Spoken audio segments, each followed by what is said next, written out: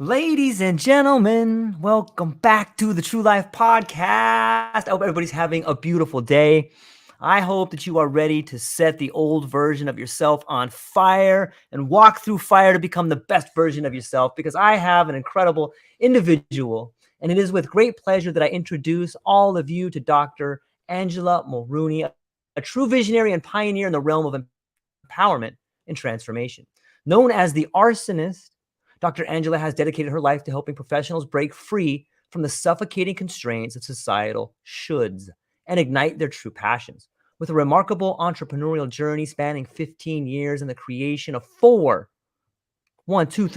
successful ventures, including a referral-based dental clinic, a professional dance company, and a thriving business coaching enterprise. Dr. Angela embodies the spirit of resilience, innovation, and unwavering determination. But still, it doesn't end there. In the face of the pandemic's upheaval, she courageously chose to redefine her path, embarking on a journey to the tropics in pursuit of a life aligned with her deepest desires. Through introspection and intention action, she dismantled the barriers holding her back, forging a new reality characterized by freedom, fulfillment, and boundless possibility. Her journey serves as a testament to the transformative power of choice and the profound impact of embracing one's true calling. Today, she stands before us as a beacon of inspiration, ready to impart her wisdom and guide us on our own journey of self-discovery and empowerment. Please join me in welcoming the extraordinary Dr. Angela. Thank you for being here today. You're welcome. You made me sound so good. Thank you.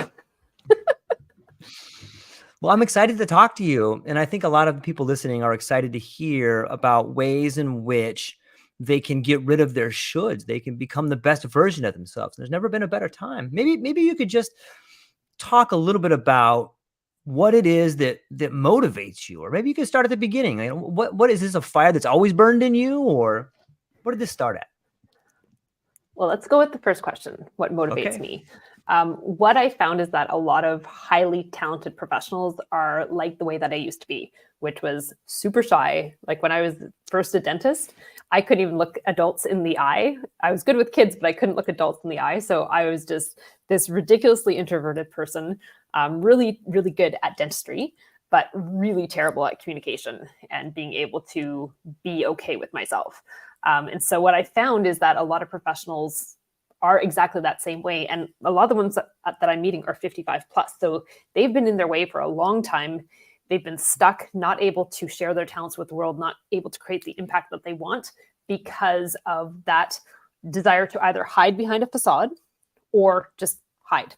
So my passion really is to help them to break down those barriers, get them to fully own their identity, because what they've done so far in life is awesome and other people need to learn from them, and then be able to get them to put themselves out in the world through LinkedIn and their personal brand so that they can create a ripple effect with the brilliance that they have and the passion that they have for the work that they do.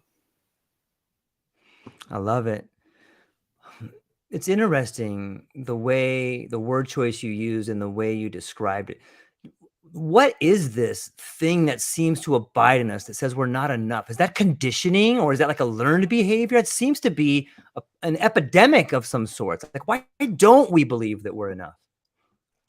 Honestly, with professionals, it has to do with the way that we're trained, right? I can remember in dental school being told, like, well, when you get in front of patients, you have to be professional.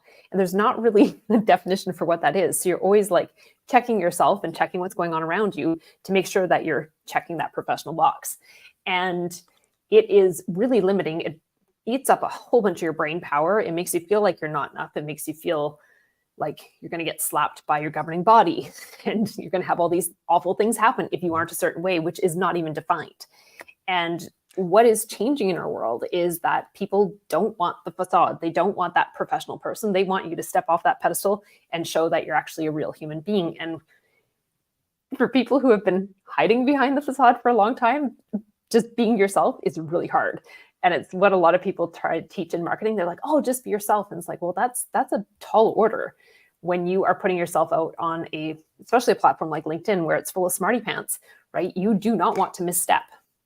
So trying to be yourself is awkward at first. It usually takes people a couple of years to actually be themselves on camera, actually be themselves in sales calls, actually be themselves in the world. But once they do it, that just breaks everything wide open for them as far as possibility. Yeah. And I think that that's what your story speaks to, is an individual who found not only comfort in being herself, but found about the way in which her brilliance can shine. Like, maybe you could talk about that. Like, how did you go from like, okay, you know what? I'm going to just pull this mask off right here and just show the world how awesome I am.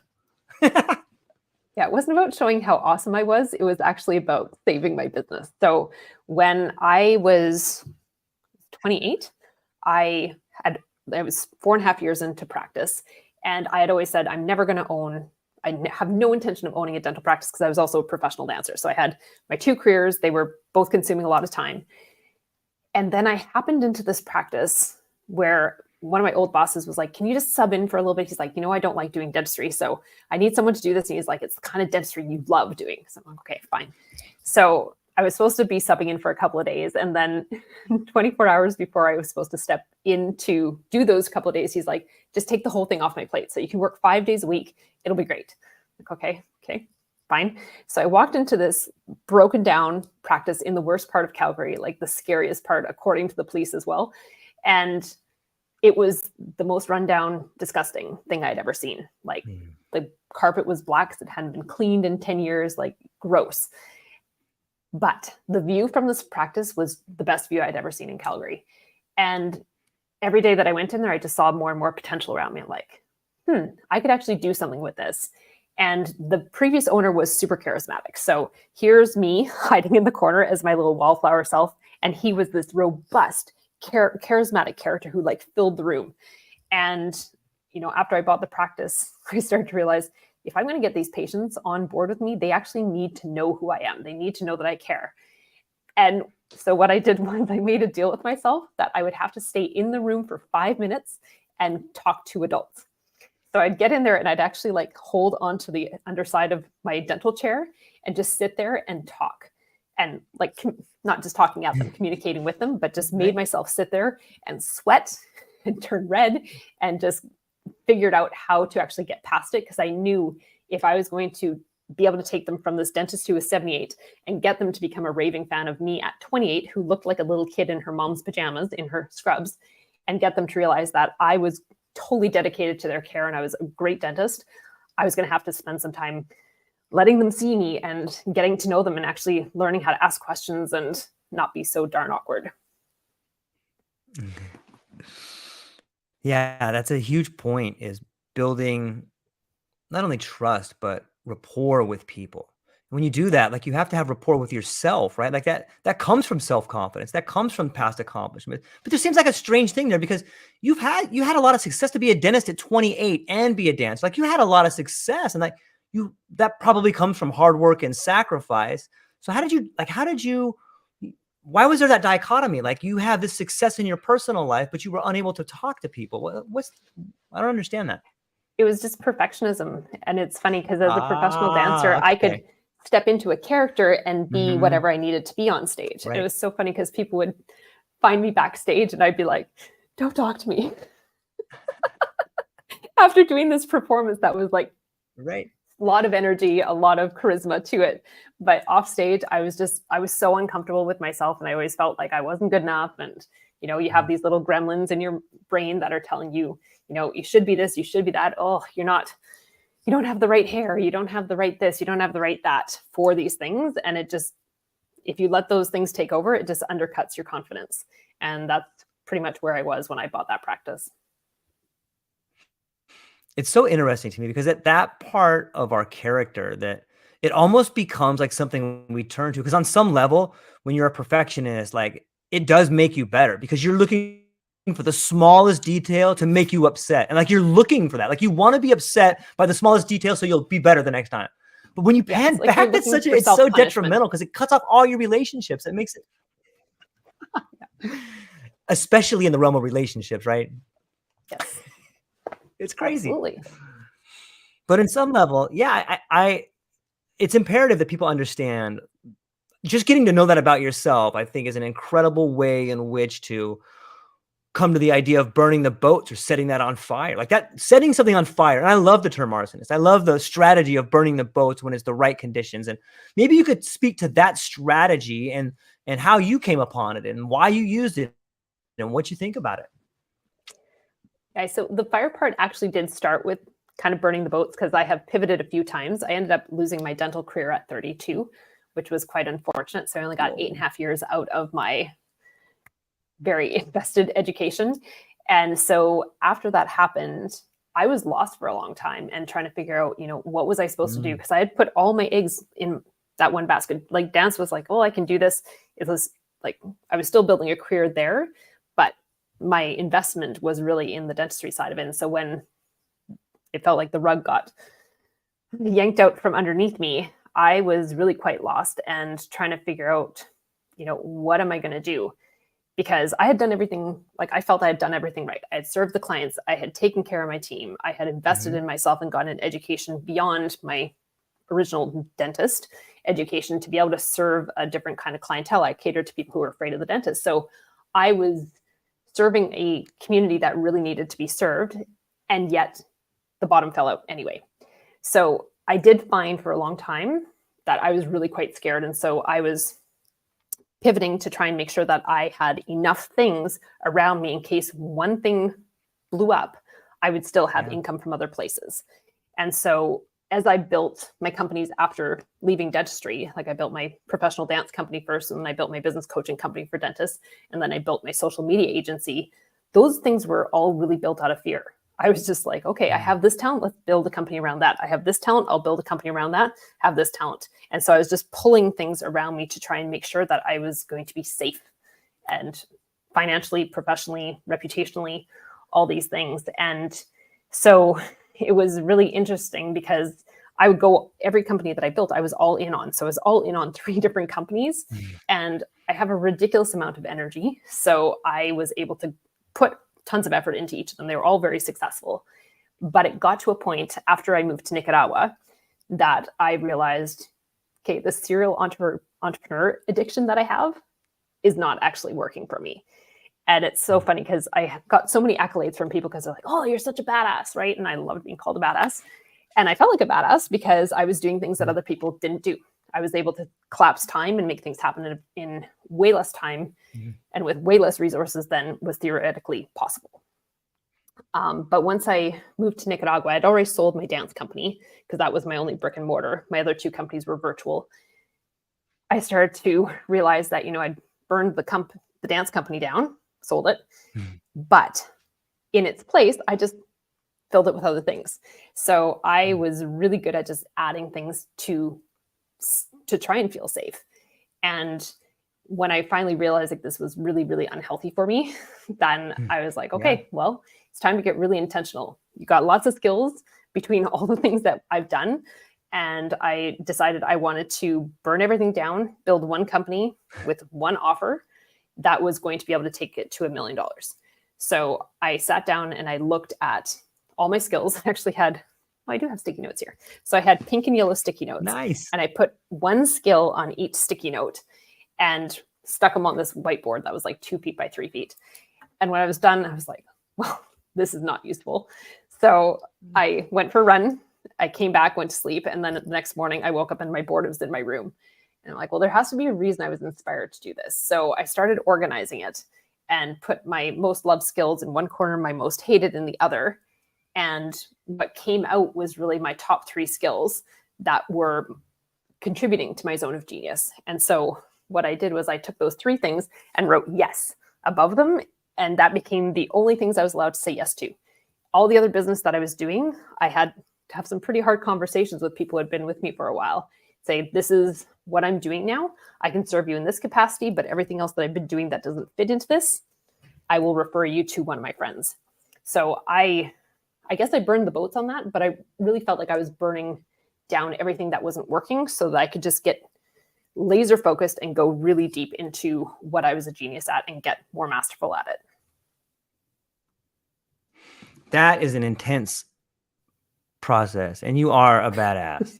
That is a very interesting way to do it. It takes a lot of discipline to first off write down all those different things and to be honest with yourself, to narrow it down to 3, especially someone who has a penchant for perfection. Like, what was that process like? Was it difficult to narrow it down to 3? Was it a day process? Was it a month process? Is it still ongoing? Like, what's that process like? It was about 24 hours. And I just had to every day, like in front of my desk, I had this. So my desk was in my bedroom. I had this in front of me. And so I was constantly reminded if I was on a call, I'd look up. I'm like, is it one of those 3 things? Nope, can't do it. And just started getting really disciplined and being like, okay, this is the path. It was my instinct was that this was the right thing to do, even though everyone thought I was insane for selling off the other companies and for just going in on this niche skill that I had. But in my heart, I knew that was what needed to happen. And once I sold the social media agency, once I sold the dental coaching company, like each of those layers as they came off, because one was in May, when it was at the end of September, I just got lighter and lighter. And when the final company was sold, I was just like, oh yeah, this is right. So all the stress that had been like piling on me from, all that fear, letting it go and just being like, hey, I'm all in. This is what I'm doing. Let's go. It freed me up energetically. It freed me up creatively, emotionally, all these things to be able to go in. And it took about 3 months for me to be sure that I had done the right thing. Right. With confirmation from clients. And what happened was about 3 months after the sale of the final company, I got a deposit from a client who paid in full. So that one payment came in and the amount of it was more than I would have made as a dentist working full-time in a month. And so I was like, okay, we're good. So the ball is rolling. Once the ball gets rolling, it just keeps rolling. So I was just waiting those 3 months to really get it rolling. So there was lots of conversations happening, but that deposit that was confirming that I could replace my previous income was the one that made me feel that this was the universe confirming that I was on the right path. Yeah. And I think that there's something to be said about gaining momentum. And once you've gotten the universe's validation, the next step becomes easier. But if we back that truck up for a minute, you had mentioned earlier that, you had to make sure that you were safe. And then a few sentences later, you spoke about getting over that fear. Maybe you could speak to the relationship of safety and fear. So me losing my dental career felt like it came out of nowhere. And so when we look back on it, What happened, if you don't mind me asking? I ended up with something called focal dystonia, but it presented like focal dystonia, but it wasn't what was on the radar of the medical people in Canada. So I ended up having to get it diagnosed in the US. But it was, so what started to happen is my fine motor skill in my drilling hand just started to get worse and worse. Like at the end of the day, my hand would be a claw and I couldn't even I was like trying to type with my knuckles. So my team would actually do my notes for me. But it got bad really, really fast. And the whole time it was happening, I'm like, this is just keep going to physio, keep getting needles stuck in your arm, everything will be fine. And then it kicked out, like my arm stopped working, my hand stopped working completely in the middle of a surgery. And that was terrifying. That was unfortunately the last day I got to practice. But that fear that, you can do everything right and it can still go wrong, that lingered for a long time because I had always been like, okay, I want to be a dentist. I'm going to do the things and make these things happen. Okay, I'm going to own this practice. I'm going to take it as high as I possibly can. I'm going to build this referral-based practice, did all the things and got there. And so, when you think there's people who kind of like scam the world and then there's people who do things right, when you've done everything right and you're like, how is this all being taken away?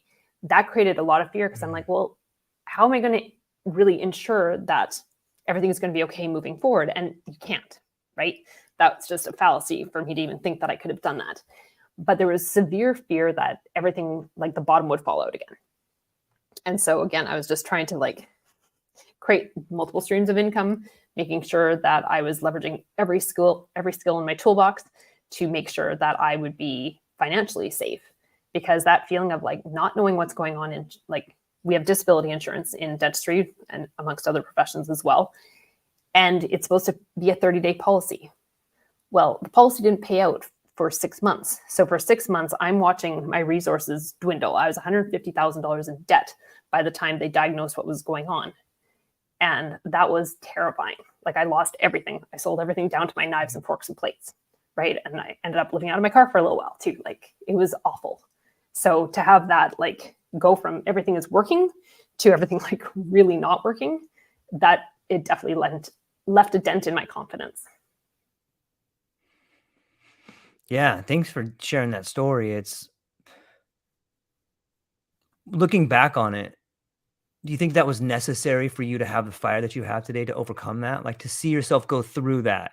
Like, do you think it's a catalyst for who you are today? It's like, look, I went through that. Now I can do this. That's probably why you can help people. It's like you can thoroughly empathize with someone who's on the downtrend. And I don't think unless you know that feeling, unless you have the weight of the world collapsing on your shoulders, it's very hard to empathize with somebody that does. Mm-hmm. Well, it's funny because after I lost my dental career, even my clients were like, well, this happened for a reason. Like this was meant to be. And when I started doing my dance company and my business coaching company and my social media agency, everyone was like, this is the silver lining. Like these are the things you were supposed to be doing, which for a long time I argued with them because I wanted to be a dentist since I was 2. So that was a big dream to let go of. But now how I see it is there was always the things that I do now were still always a theme in everything that I was doing previously. I've just taken the 3 best things from everything that I'd previously done. And now I'm just hunkered in and leveraging that to make the biggest difference that I can in the world. And I definitely feel like I'm in the right place doing the right thing now, but it took a long time to be comfortable thinking that and being like, yes, okay, this happened for a reason. I was transmuted the situation really, and have been able to get to the other side of this. And now really you could burn my house down and everything would still be fine because I know I can always recover. It's so fascinating to hear that angle of it and to see in which it's almost like you were dancing with life and then all of a sudden, life is a really good dance partner, but you're over here like, I'm doing this move with my hand. And it's like, you cannot do that. I'm going to change your hand so you can't do that. Like life is this incredible teacher that's like, I'm going to show you how to dance and you're going to learn and you could fight it. But once you start learning, it's going to be better. Is that too crazy to think about? Yeah. Yeah. It was hard to, that's a good metaphor. And it was hard to accept that was possibly what was happening. Because I think I was so holding on to the past. I love it. I'm hopeful that people can begin to catch a glimpse of. There's a great quote. One of my favorite authors is Joseph Campbell, and in one of his books, The Power of Myth, he says that in order, life is waiting for us. You must let go of the life that you're living, so that you can live the life that you're supposed to. And I always thought like that's such a beautiful quote. It's scary, it's beautiful, it's all these things. And when I hear your story, it makes me think of that. Like, yeah, like what happens if you just stop giving in to this rigid idealism of perfection that might be influenced by your parents or society or this giant billboard you drive by every day for all I know, and you start going, I'm gonna listen to my heart for a minute and see what happens. I love that. The rigid idealism, very much. It's conditioned into us, right? Where I was at. Yeah, it is. I think it's beautiful though. Like maybe can you give us an example of, now that you've kind of shared a little bit of your story, and we're going to talk more about it, but how has that, in my mind, it seems to me, because that happened to you, you're more apt to see that struggle in life, whether it's a little flower coming to the sidewalk, or it's someone coming to you as a client and saying, look, I'm just not happy doing what I'm doing. Like, can you speak to the way in which your life experience has helped you transform other people's ideas? Like, I got to think it gives you insight into that. It definitely gives me insight. I've done a lot of work on like programming and that kind of stuff with the way that our brain thinks and recognizing how we think. And for a lot of my clients, when they do the accelerator, it's intense. And they're coming for a reason. Usually it's because they've plateaued or they've had a major dip and they can't figure out what is in the way. And really that mindset piece is the most important thing. I can give them a whole bunch of tools, but if they are bumping up against their programming and bumping up against old thinking and old identities, it's like dragging a piano with you everywhere, which is not helpful with like moving you forward. So with clients, I am pretty brash. if I call a spade a spade. Yeah. So if I see someone getting in their own way, I'm going to call them out on it. And I get permission from them before we actually start the accelerated group program that I am going to be able to call them out on stuff. Because when they start getting to they're like, well, I already know that. I'm like, well, you may have been doing this one way before, and now I'm asking you to do it a different way because we need to change the chemistry, right? You have been stuck where you've been stuck because you have been doing the same thing over and over again, expecting a different result. Insanity, right? And so when we can actually start moving that and get them letting go of their stories, and oftentimes they're so entrenched in their stories, like I grew up poor, or I had an accident, or I've been ill, or whatever. They can hold on to those stories as reasons for things not moving forward. And when they can finally cut those ties, like letting go of the person you used to be to actually become the person you're meant to be, once they can actually do that, and the ties keep coming back, like we have to cut them a few times. But once they can actually get free of that, they're fully unleashed into their potential. And then the sky is the limit, and they can start to understand how the way that they think is going to create their reality. And it creates either a whole bunch of potential or it creates a whole bunch of struggle. And they get to choose where they want to be with that. And for a long time, like I did wonder, like, why me? Right. And instead of being like, well, I can choose to be happy in this moment, or I can choose to mull over this and let this make me miserable and stressed out and really kind of feel like I'm insane because I can't figure out why it happened, right? And just accept it and move forward. That was a big turning point for me, and that tends to be a turning point for my clients as well. What advice do you give someone in that position? Because it's real easy to come to that. And I think coming to the question of why me is a necessary step in that evolution. Like you have to think about that. That one can take a while. It may take you 6 months. It might take you 6 years to figure that one out. But what advice do you give to people in that situation? Well, other people not as smart, not as talented as you have been able to move past this. That's so true. So you can say, why me? Or you can say, why not me? Why can't I move into that? And really, if anything has been possible for anyone, it's possible for everyone else in the world. So again, so you're choosing to stay here, or you can choose to move over here. It's totally your choice. What's it like to see that shift? Like just saying that, like I can see the click. It's just clicks into place. Yeah, why not me? Just by adding that word in there. Yeah, why not? What's it like to work with someone and then see a shift in their mentality? And like, because the whole environment changes. Once you see through that lens, oh, I can see clear now. You know, what's it like to see that happen when you work with somebody? It's the most beautiful thing because everything changes in their demeanor, like their face relaxes, they start to get more engaged, they start actually doing the things that are going to move them forward that feel they used to have resistance to, but now like, well, yeah, I need to do a different thing. So I'm going to choose to do a different thing than what I've always been doing. And they start to be able to see the possibility and live into possibility instead of living in the past and living in their current circumstances that they've been stuck in for a while. So once they can let that go and realize, everything is possible, then they start making completely different choices. And sometimes like it takes a while to get rid of programs. So they'll go back and try to go back to the way that they used to be. And then we have to pull them forward and say, well, are you choosing that or are you choosing this? And eventually with that enough prompting of, you get to choose this, then they start to actually believe it and get the results and stop self-sabotaging. Because really when you're choosing your circumstances, you just keep self-sabotaging. Even though other people have had it, you're like, well, I'm so special that I just can't have that, even though it's worked for so many other people. Do you think that kind of acknowledgement of well-being is contagious? You know what I mean by that? Like if you help people, do you think that they go on to create better relationships in their life? And then those people that they create better relationships, they create better relationships? Yeah, as anyone starts transforming, there's going to be some fall away. There's going to be some burning away of people in your circle that no longer fit with that. But then there's also that ability to transform other people around you because you are transformed yourself. So you have the ability to create ripple effects because of how you are leveling up and how you're showing up differently.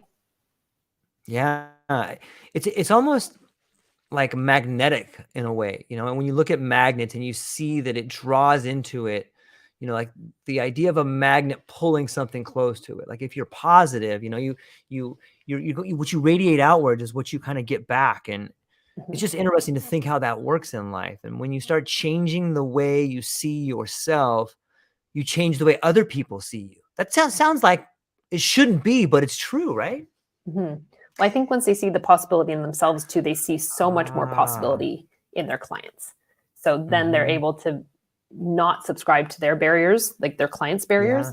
They're able to be like, okay, no, I'm over here. Come play with me over here. Let's let go of those stories. And they start using the same tools to help Mhm. unravel the boundaries that are holding their clients back too. So there's a massive ripple effect that happens. It's so true. And I'm fascinated by language, and it sounds to me like you have a very incredible command of the English language when you start referencing patterns and stories and understanding maybe some body language that people are using. What's Mhm. your relationship to language and like how do you use the different types of linguistic abilities in your approach to help people become a better version of themselves? Well, definitely helping them recognize how they're talking to themselves Mhm. is a big part of what we do. And Right. it's interesting, whenever a cohort starts, there's usually at least one person who's like really struggling with the identity shift because we've already cracked them open. Right. And so the crack you open session, we're looking at their identity, how they exist in the world, the work that they're doing, and how we can actually package that into a brand to put out there.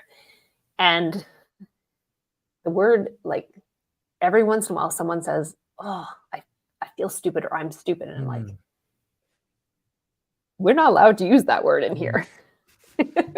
Because none of my clients are stupid, right. right? And that's just like super negative self-talk. And you are listening to yourself, right? And if you're saying that out loud, I Yep. can only imagine how awful the things are that your little gremlin is saying to you when we can't actually hear it because you're not saying it to the rest of Yep. us. So it's really important how they frame things for themselves.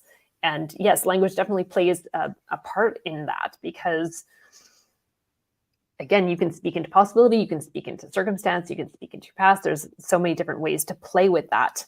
And once they start recognizing the pattern of how they've been speaking about things, then they can actually start changing that pattern. And that will change the way that they think about things, that will change how they show up, that changes the reality that they're creating for themselves.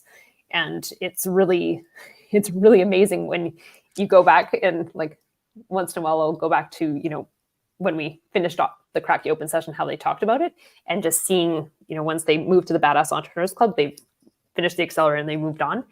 They're a different person once they get to the Badass Entrepreneurs Club compared to when we just cracked them open. And it is sometimes night and day. I feel like sometimes it's like me, the little wallflower in the dental clinic, Yeah. being terrified, to how I can actually exist now, and be in the world and become comfortable and confident. It's like a rite of passage. Like sometimes in some ways I think you're describing a rite of passage, right? Yes. It makes me think of the idea of relationships, and especially with your background in dancing, like the relationships you have with a partner in dance, or if you're doing a solo dance, the relationship you have with your body and movement. How do you incorporate that? Like in my mind, in the accelerator, is there a dance course and you start, like that would be super awesome. Like I think that could totally work. But what do you think about relationships, dance, and and practice? So yes, dance does actually come in. I don't make them dance. I don't like when people You try to make should. me spontaneously dance. So I know, and I'm trained, so I do not do that to people. But what I teach them is how to use the Mhm. camera. So, they Right. can use the space, they can be close, they can be far, actually using their voice as an instrument of communication, using their physicality, their limbs, how their spine articulates, how their face is used Right. to create more of a sensual experience. So we're engaging all the senses when we're actually creating content. So it's not just, you're here and you're just a boring talking head who's all completely monotone. We're actually learning how to use our toolbox. Like, we have this amazing toolkit that we are born into, that we can leverage to make things more interesting and make it more human, and leverage our identity in it as well and get more comfortable with it. So yes, they learn to choreograph a little bit at the beginning, and then eventually it just becomes part of the way that they express themselves, and their body language becomes part of that for sure. I love it. It's such a great visual to think of a communicator as a choreographer of this incredible production that's happening. On some level, that speaks to the idea of interrupting patterns, because when you're the choreographer, you are getting a third person perspective of the actual dance. And I think when you do that, especially if you have negative self-talk, or maybe you've had some challenges in your life growing up or whatever, it's very difficult to see those things head on without shame or guilt. But if you're the choreographer, you say, hey, over here, we're going to dance it over this way. Okay. Don't worry about that over here. And that snaps you out of that shame. It snaps you out of like that judgment, right? For sure. And oftentimes there'll be moments where it's very obvious to everyone in the room that they've reverted, right? They've gotten shy, they've gotten quiet, they're saying bad things about themselves.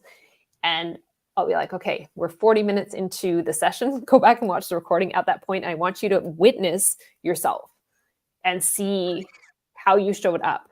And it's shocking for them because you can't escape what happened on camera, right? You can see the shift. You can see the shift in everyone in the room observing or hearing what's happening. And so that's a massive wake-up call for them to go, oh, I didn't even realize I was doing that. I didn't realize I was speaking that way about myself. I didn't realize, I was like shrinking and making myself teeny tiny because I was worried about something or feeling out of place. And yeah, it makes a huge difference in training them how to present better and become better leaders in their courses and everything else that they're doing. Yeah. How can you change something that you're not even aware that you're doing? Right. And so many of us just think like, well, if I just keep doing this thing, I'll get good at it. Well, maybe, yes, and right. Yes. And. Are we doing improv? That's got like that too, the improv too, like being able to think on your feet or react to situations. Like that's a huge part of communication. And when I talk about communication, it's not just you with a client or you with, you with an audience. Like it's you inside here, right? That's like the first person you got to figure out how to deal with. What are some tricks and tips about, I know that there's ways like neurolinguistic programming, or there's different types of ways in which you can use music or tapping. There's all these different ways you can train your mind to see things different. Maybe you could speak to some of the techniques that you use.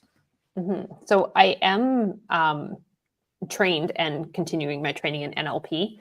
So I actually have a program, a 30-day program that they have to go through as we start the 30-day, as we start the accelerator, which is 90 days. And it's just helping them to recognize their program. So language and everything else is really important. So that's one of the tools I definitely use. And just, I've been through different personal development programs, different counselors and whatnot too. So I've had a lot of exposure to different tools without even really recognizing what that tool was necessarily.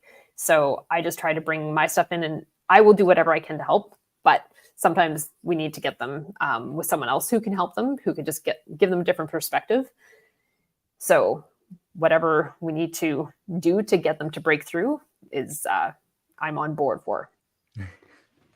I like the term breakthrough and being on board. I think it speaks to your ability to move between cultures. When I listened to your story about moving to Nicaragua, and then I listened to the way you pronounce the word, it seems to me that you're probably fluent in Spanish. And then I started thinking, wow, she probably understands the way in which you conjugate verbs in another language, which means she can see different parts of the culture, which means she can see problems from different angles in people. And you can speak to that idea of shifting cultures, different languages, and how that helps a holistic approach to helping people. Well, it's funny because I used to be bilingual. So my French was really good. And then spending time in Nicaragua, I honestly felt like I felt shame every day because I'm like, why can't I get this? I'd like do my Duolingo and someone would say something to me in Spanish and I would freeze and say something back in French. And I'm like, oh, this is not working. And now I'm currently in Paris and my Spanish is like intruding my French on a daily basis. Like I'm like, I'll say, can I have a cappuccino? And then instead of saying, s'il vous plaît, I will say, por favor. And then they look at me like I've got two heads. And they just like give me this weird look and then they continue on because they don't know what to do with the Spanish that came in. Right. So I've been very good at like being able to sound good when I'm saying things, but I'm not necessarily saying the right stuff. It's been humbling, very humbling. And I'm moving to Greece this weekend. So that is going to be completely outside of my realm of language, but I am going to start some Duolingo tonight. Maybe you could speak to the confidence with which you have in order to move through the world this way. Like a lot of people find themselves being challenged when they go to like a different state, or and rightfully so. Some people may not feel comfortable with change at a rapid level or seeing things in a different way. But it sounds to me like you are very comfortable in traveling around and making a life for yourself. Like how do you balance that? Like, are you worried about going to Greece and not making enough money, or is what you're doing mostly virtual, so you don't have to worry about that? You could be like a digital nomad, but maybe you could speak to that a little bit.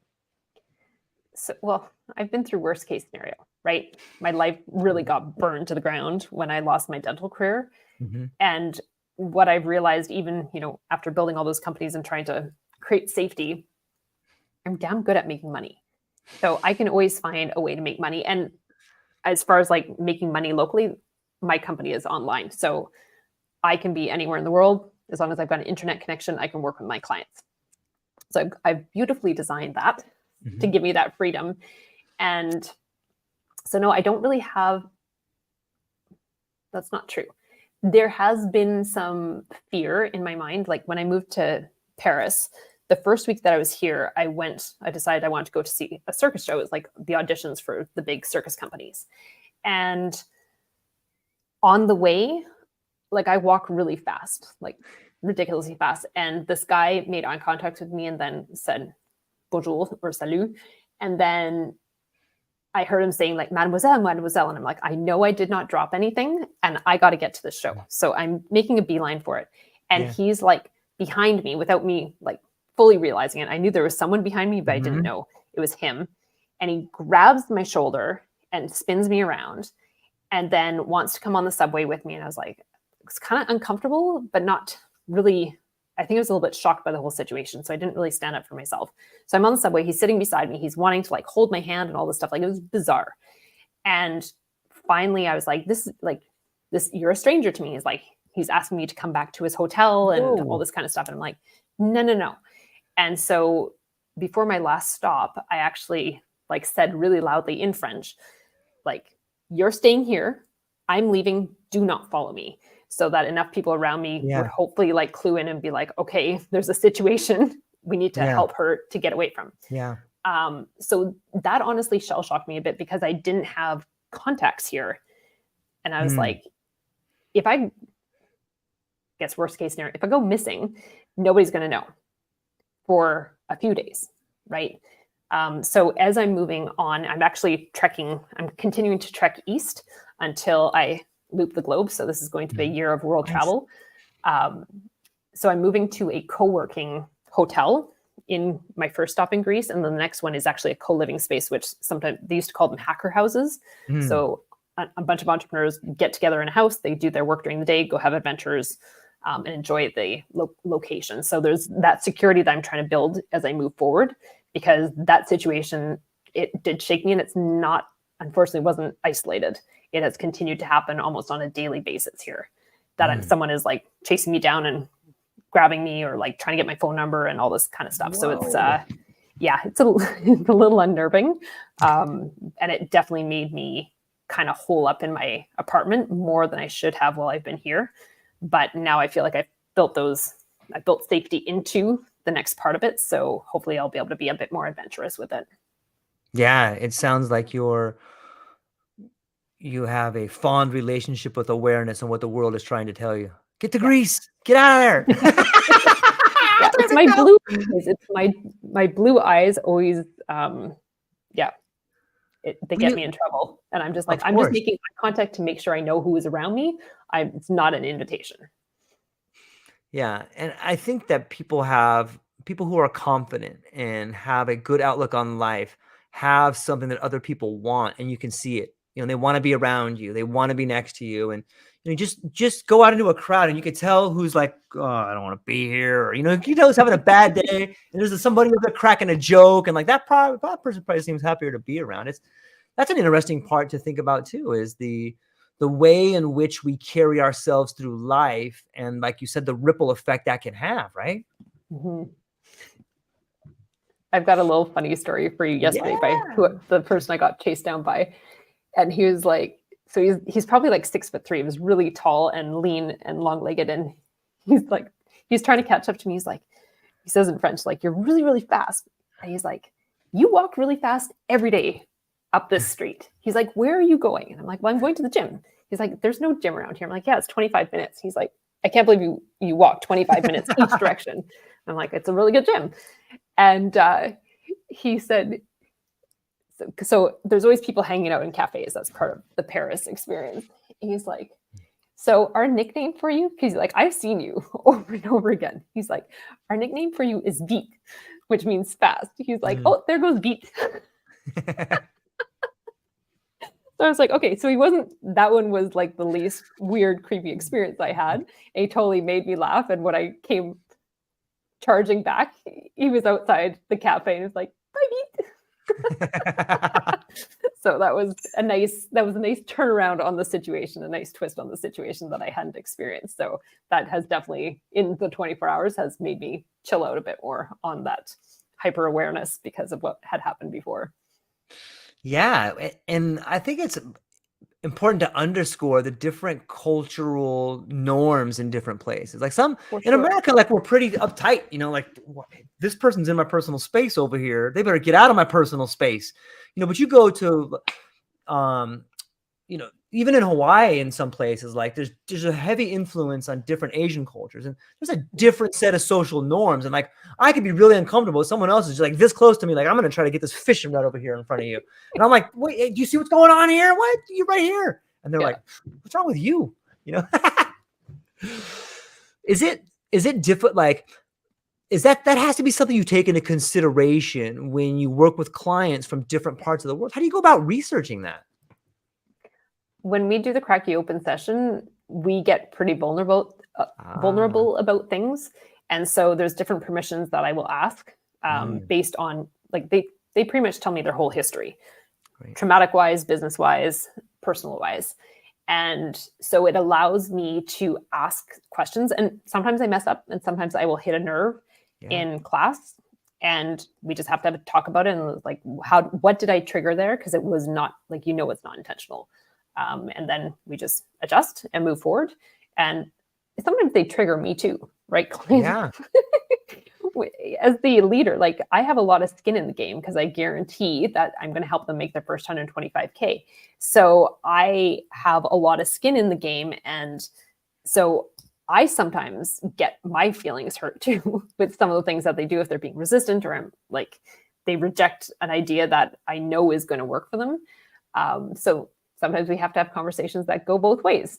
Sometimes they stepped on a nerve on me because of a traumatic situation that happened in a previous cohort, or sometimes I've accidentally stepped on a nerve for them. So I always feel really bad about it, but I've just gotten really good at addressing it as soon as we're done so that nobody has any ill feelings. We can just keep moving forward.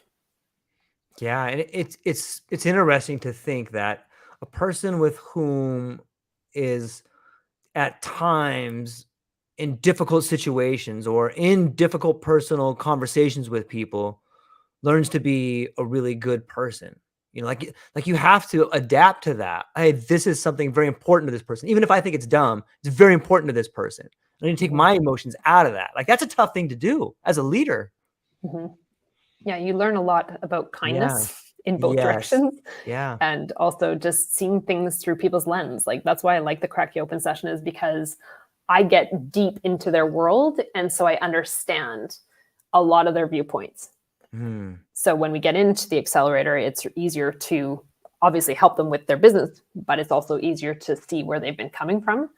And it's not 100% knowing exactly where they're coming from, but at least it gives me that insight so I can work as gracefully through their stuff as possible.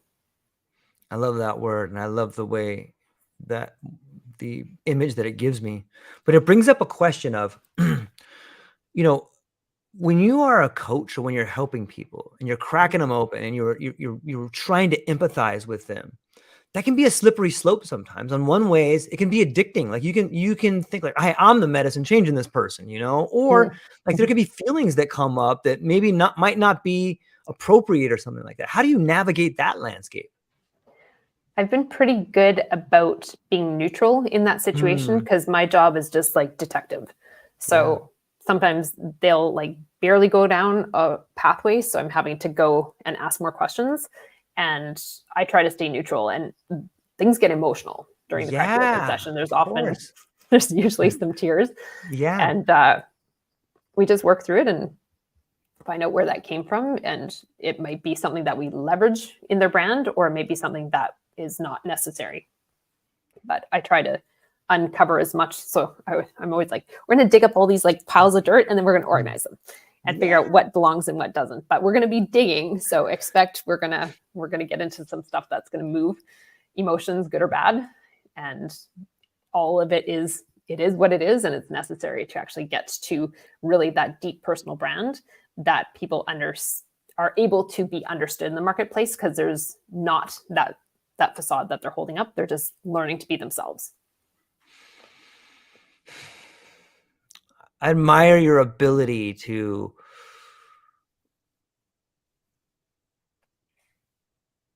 build the metaphor. We're going to take this pile and move it over here. We're going to organize this. We're going to take down the facade. We're going to understand this thing. Like, that speaks to me of someone who is done some homework in symbols and symbology, and just language again on some level. Like, the power of the metaphor is amazing, right? Because you can really use it to explain to somebody about a way in which they used to be, or where they were and where they're going, what you have and what you should have. Maybe you could speak to the idea of the power of metaphor.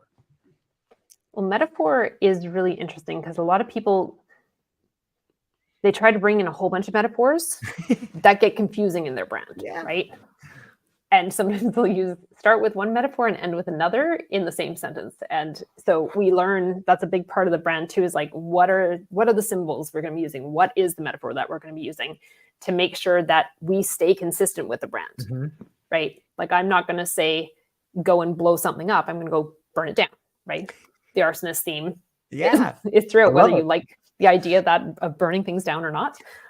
Some people are, at first, when they see my profile, they're like, well, that seems really negative. I'm like, go and look at what it actually represents in my brand, and tell me that it's not super positive. Like, we're letting things go. We're simplifying. We're getting to the base of things. So anyway, yes, figuring out those metaphors, especially like as we start to build out their marketing, we start to build out the events and even their program. When they start writing out their topics and stuff, there's like a whole bunch of different metaphors all over the place. And it's like, okay, tell me what you mean by trying to include this. And now we're going to narrow it into your brand and what metaphor has to keep going through to make sure we create a through line for people, so that they're not confused as to what you actually stand for, how you think. Because a lot of times people just like grab a metaphor and pull it in, but it's something that they heard before, but they haven't made it their own. So even if someone is going to, like, sometimes some of the clients have been like, okay, well, what you do is pretty much what I do, but it's in a different industry. And at first they don't change things. And I'm like, but you're not an arsonist. Like, you're an explorer. So we need to change this to something that completely fits with the way that you think. You can still use, a similar process, and like, here's the bullet points of what you're going through, but they have to be yours, because they have to be the way that you think about it, so that it comes out of your mouth naturally. Because if you're someone who's very earthy, and the idea of burning things down is not in your vocabulary and it's not in your story, when you try and use that, people are going to feel it. Like, they're going to feel that inconsistency. They're going to feel that something is incongruent. And that's when people, without even being able to necessarily tell you why something feels ugh or icky from you, it's going to have someone who could potentially be a client go away, because they can feel that something is off. So it's really important to make sure that things are in the way that you think about it, in the way that you perceive the world, in your personality. And that all fits into how we build their personal brand and the way that they deliver their programs, the way that they speak about things.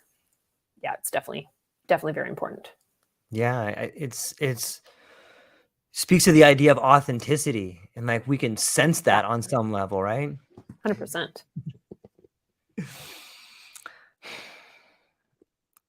It's fascinating to think about the ways in which the world is moving, and the people that are out there helping other people. And I think you're definitely one of them, Dr. Angela. I'm super stoked to talk to you today. This has been a fascinating conversation, and I'm always thankful for people that have thought deeply about the things that they're doing, and even more thankful for the people that think deeply about the things they're doing and apply them to helping other people out there. And so I just want to say thank you for that and for spending some time with me today. But before I let you go today, where can people find you? What do you have coming up and what are you excited about?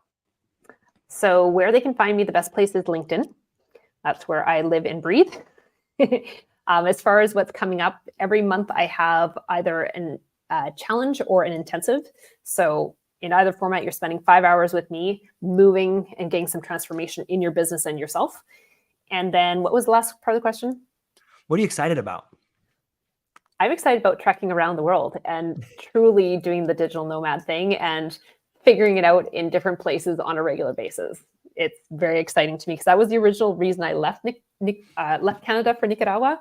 Was I was supposed to be going and doing that, and then 5 days after I arrived, flights got canceled back to Canada, and I got a little spooked. So yeah, I'm going back to my original plan from 3 years ago and carrying out that vision for my life. I think it's going to set the world on fire for you, and it's just going to expand your business at a rate that probably didn't even imagine was possible. I'm so stoked to talk about it. But more than that, I'm stoked to see you doing it. So congratulations to that. Hang on briefly afterwards. I'm going to talk to you for a moment, but ladies and gentlemen, do yourself a huge favor, go down to the show notes and check out Dr. Angela. Listen to the talks that she's giving on LinkedIn, check her out on LinkedIn and go through what she's doing. I really think that she has a unique way of helping people become an authentic, incredible version of themselves. And you can see from this interview that she clearly knows what she's talking about. And that's all we got for today, ladies and gentlemen. I hope you have a beautiful day. Aloha.